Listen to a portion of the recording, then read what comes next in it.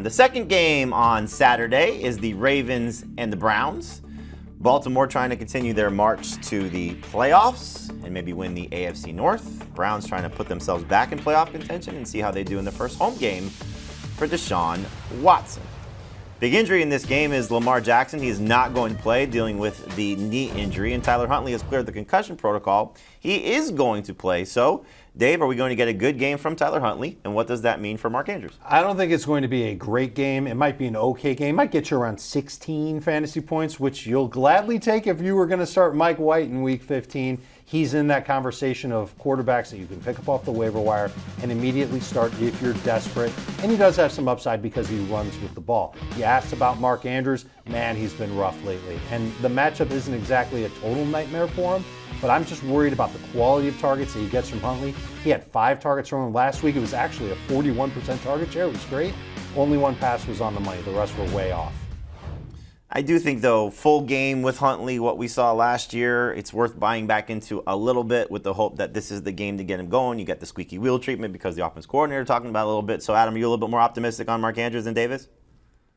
I think he'll get you about 50 yards. I think the touchdown will be hard to come by, but hopefully he can get there. Obviously, Mark Andrews is so good. He has upside for 100 yards like he averaged in the games with Huntley last year, but I'm going to start him over just about every tight end. I'd start Kelsey. I'd start Dalton Schultz over him. If you asked me yesterday, I would not have said Kittle, but now I will say Kittle over Mark Andrews. But he'd be a top 5 tight end. All right, so hopefully he does snap out of this slump and help fantasy managers in the playoffs. Our big storyline, obviously, on the other side is the Browns' passing game. And so you got Deshaun Watson dealing with an injured Amari Cooper who's going to play off the injury report, which is good. David Njoku who's off the injury report as well, and Donovan Peoples-Jones coming off a big game. So, Adam, when you look at this, and I know we'll get into your starts and sits and do a little player comparison, you have David Njoku as a start, Donovan Peoples-Jones as a sit. But what does this matchup look like for the Browns' passing attack? I don't think they're going to be able to run the ball as well as they'd like to. I still think I'm going to start Nick Chubb, but I think they'll have to throw a little bit here. I don't really trust Deshaun Watson. I don't know what to make of this home road stuff with Amari Cooper. I'm nervous about his matchup. I'm nervous about his hip, but I am going to start him, as a low-end number 2 wide receiver. I don't think it's a great passing game. I'm sitting Donovan Peoples-Jones. That's the guy I really want to get away from. Njoku's a tight end, and he's been really consistent, so I'm going to start him. Basically, like Njoku and Cooper are starts, but it's not a week where I'm excited about them. It's a week where I'm a little bit nervous about them. I would start Michael Pittman over Amari Cooper, for example. I would start Mark Andrews over David Njoku. All right, Watson and Cooper have not had the best 2-game stretch so far. Who knows how much the hip injury has mattered to him. All right, so you have Njoku as a start. So let's do a little player comps here. So, David Njoku or Cole Kmet, who do you like better? I've got Njoku ranked as a top 5 tight end this week, so I'm going to like him over a lot of guys, including Cole Kmet. All right, and Adam, you got David Njoku or Pat Freiermuth. I know you said Freiermuth was a little bit lower for you, so which, assuming everybody plays here, David Njoku or Pat Freiermuth, what's your pick in that quick? That's kind of an easy one for me just because Freiermuth hasn't been practicing. I expect him to play, but not at 100%, so I'll go Njoku. All right, so Njoku over Freiermuth, Njoku over Cole Kmet, and then Dave, Njoku or Evan Ingram, who's been as hot as any tight end in football. I will go with Njoku. This Ravens defense has allowed at least 10.5 half PPR points to a tight end in each of their past 2 games. And look, if Deshaun Watson can't get it going with Cooper, can't get it going with Donovan Peoples-Jones, this is the guy that he'll go with. He's a short area target that he can have a high completion rate with. I expect that to continue against Baltimore, and I expect the Browns to struggle running the football. So it's going to come down to Deshaun Watson making plays through the air. This will be an easy target for him. All right, we'll see if he can make plays through the air. And then let's talk about Donovan Peoples-Jones, who, again, Adam, you have as a sit. And so a lot of people look at this and say Donovan Peoples-Jones last week better than Gabe Davis and better game than Gabe Davis had in the last month. So would you go Gabe Davis against the Dolphins in the snow or Donovan Peoples-Jones against the Ravens? Unless it's just awful conditions where you really don't think they're going to be able to pass the ball, I would go with Gabe Davis. I'm not sure what it is about Donovan Peoples-Jones. I know he had this really good game last week, but it seemed like he was starting to trend in the wrong direction. He's going to have to get a big play. Almost every time he has a good game, he has a big play. I'm not sure you're going to get that against the Ravens. So I'm very nervous about him. Put it this way, if we think Cooper and Njoku are going to be good, I guarantee you that not all 3 of them are going to be good. And I feel more confident in Cooper and Njoku than I do in Donovan Peoples-Jones. So I'd start Gabe Davis over him. All right, makes more sense. Probably more upside with Gabe Davis, certainly with the scenario if the weather is not horrible. All right, so we had this one planned before the Mike White news, but I'll ask you it anyway, Dave. Donovan Peoples-Jones or Elijah Moore?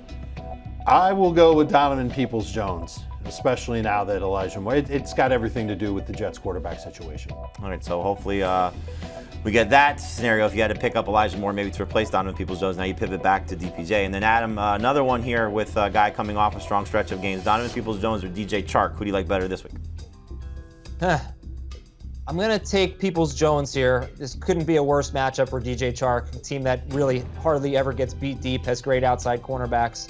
So I will take Peoples-Jones over Chark. All right, so we'll see how things go there. Again, tough matchup, even with the Jets a little banged up on defense. Quinnen Williams may not play, but obviously Donovan Peoples-Jones, tough matchup as well. Those are number 3 receivers that you could be deciding between. Let's talk about some props here. Adam, you got a prop to go over, and J.K. Dobbins, he was fantastic last week, 120 yards rushing and a touchdown against Pittsburgh. The number's at minus 103 on Caesar Sportsbook. It's going to be a big game for J.K. Dobbins, and what does it also mean for Gus Edwards as well? Yeah, the odds are 103. I don't think he's going to get 103 yards, but I do think it goes over his rushing prop. Gosh, the Browns' run defense is so bad. So I think it could be a very big game for him. Look, the Ravens have been really annoying with the way they've used their running backs. The second you start to buy into one, they get another one mixed in there. But I do think this is a week where J.K. Dobbins, 2 weeks in a row, is going to be the featured running back, and hopefully he finds the end zone. As far as Gus Edwards go, I think you're talking 14-team leagues, but you might get 13 carries again from him. And 13 carries against the Browns could be 70 yards or something, and you never know. He could find the end zone. I don't think it's a very strong endorsement, but he's not the worst flex you can find. Last time we saw him, he had 16 carries against the Browns, 16 carries, 66 yards, and 2 touchdowns. So he didn't need much more than 13 to have a big day. So Gus Edwards might be a flex for you in non-PPR leagues. All right, we're gonna, the other prop you have, is the prop to go under, is Tyler Huntley under his longest completion at 30.5 yards. Understandably so, probably not going to be a lot of downfield passing for a team that doesn't have a lot of great downfield threats. Maybe Deshaun Jackson hits one, but certainly hard to trust Tyler Huntley with the long passes, so you're getting that at minus 142. All right, now we're going to take a break. When we come back and get into the Dolphins and Bills and the outlook there for those two teams in what could be a bad weather game. That's coming up next on FFT.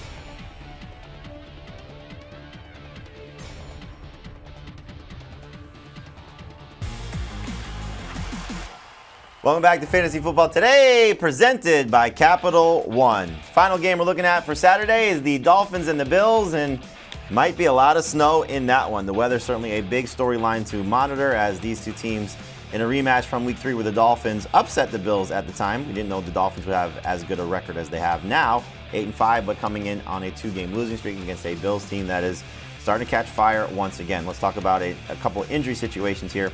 The big one being the Dolphins' backfield. So Jeff Wilson practiced on a limited basis on Wednesday, trending in the right direction potentially. On Thursday. We'll see what his status is going to be for the game if he's able to go. So if he does not play, Dave, do you like Raheem Mostert in this matchup? I kind of do. I like him. I'm going to put him as a high-end flex. I'd rather use him in non-PPR, or if I'm a little thin at running back this week, I would go with Raheem Mostert. Wouldn't start him over Zonovan Knight, for example. But the matchup isn't that bad for him. And he could be the changeup that the Dolphins offense needs after they were figured out by the Chargers last week. Now, the issue to that is that they've really not run the ball very much this season. They are one of the pass-heaviest teams in the National Football League. But if they do make this changeup and Mostert is the only guy in that backfield, he should take advantage of a Bills defense that in their past 7 games has allowed nearly 5 yards per carry to enemy running backs. We'll see how things go. There just has not been a good stretch of games running the ball for Miami, so I would try to steer clear of Raheem Mostert if he's the featured guy. But yes, flex option I think is the best way to put it if he does get the opportunity without Jeff Wilson there. If Wilson plays, it's probably easy to avoid both of them because they will take away from each other. All right, big story clearly that we're keeping an eye on is the weather in Buffalo. So Adam, you're the closest to Buffalo based on proximity, and there's expected to be 9 inches of snow there. So if there is 9 inches of snow or just bad weather in general, can you trust any of the Dolphins' main options? Tua Tagovailoa, Tyreek Hill, and Jalen Waddle? Just Tyreek Hill. You know, I think they'll do enough to get him the ball. We've seen that in games like where Skylar Thompson or Teddy Bridgewater has come in and the offense hasn't looked that good. They still managed to get Tyreek Hill the ball a ton. If it's, one of those games where pictures are circulating on Twitter and everybody's going, holy cow, I can't believe what Buffalo looks like. It's one of those games. I am doing everything I can to avoid Tua Tagovailoa and Jalen Waddle and most people in the game, to be honest. But Tyreek Hill is someone there's pretty much no circumstance I'm sitting him. Let's do a little take your pick when it comes to Tua here, and then we'll start with Tua or Tom Brady, Dave. So Brady's got a tough matchup against the Bengals, but Tua in the snow, which quarterback do you like? I would take my chances with Tua. We don't know just what the weather conditions will be. I'll say this. If the wind is really bad and the visibility is bad, I will pivot to Tom Brady over Tua Tagovailoa. Adam, what if it's Tua versus Derek Carr in a tough matchup against the Patriots? I think it's easy to go to Carr. I don't know how tough of a matchup it is. The Patriots are pretty Jekyll and Hyde. Jack Jones doesn't look like he's going to play. You can throw on the Patriots. So I think Carr can easily bounce back in that game. As of right now, if the weather's not a problem, I would take Tua. But if you are looking for an excuse to sit him, I don't think Carr is the worst guy to go to. All right, hopefully he bounces back after his disappointing game last week against the Rams when he gave you 2 fantasy points in that game. Player to sit. There really isn't a player to start that's not obvious in this game. You're starting Stephon Diggs, you're starting Josh Allen, you're starting Tyreek Hill. Jalen Waddle, I think, kind of toes the line, but I don't think by sitting him if the weather's okay. But a player to sit that we can talk about is Gabe Davis because he's clearly been terrible of late. 11 PPR points or less in 4 straight games. And so, Dave, when you look at Gabe Davis versus Mike Evans, just do a little take your pick here. Who would you start in that match? I'll take the guy that's been consistently getting north of 7 targets per game, and that's Mike Evans. And I know that Evans has not been delivering for fantasy managers. 5 straight games with 10 or fewer PPR points. Are you kidding me? Is this the end of Mike Evans as a fantasy stud? It might be the end of Tom Brady as a fantasy stud more than that, but they've been close. And all it takes is just one big play. We say the same thing about Gabe Davis. One big play is all you need. But if Gabe Davis is in poor conditions and he's not getting as many targets as Mike Evans is, I think it's easy to go with Evans. Adam, the question of the week, Gabe Davis or Chris Moore? In full PPR, if Brandon Cooks and Nico Collins are out, I will go with Chris Moore over Gabe Davis. I just am really tired of Gabe Davis letting me down.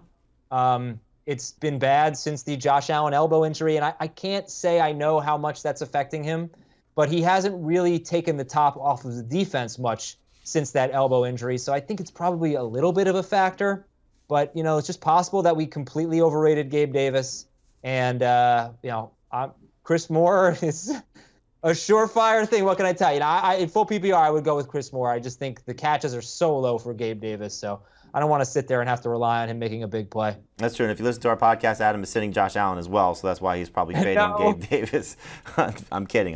You listen to the show, you'll understand the joke. All right, a couple of props here. Prop to go over. Tyreek Hill is over 6.5 receptions. It's at plus 114. I think you'll see a lot of short area targets for him, so yes. The fact that it's juiced in our favor, I think it's a good one to play. And the prop to go under, just because we haven't really talked about the Bills running back situation, Devin Singletary under 41.5 rushing yards.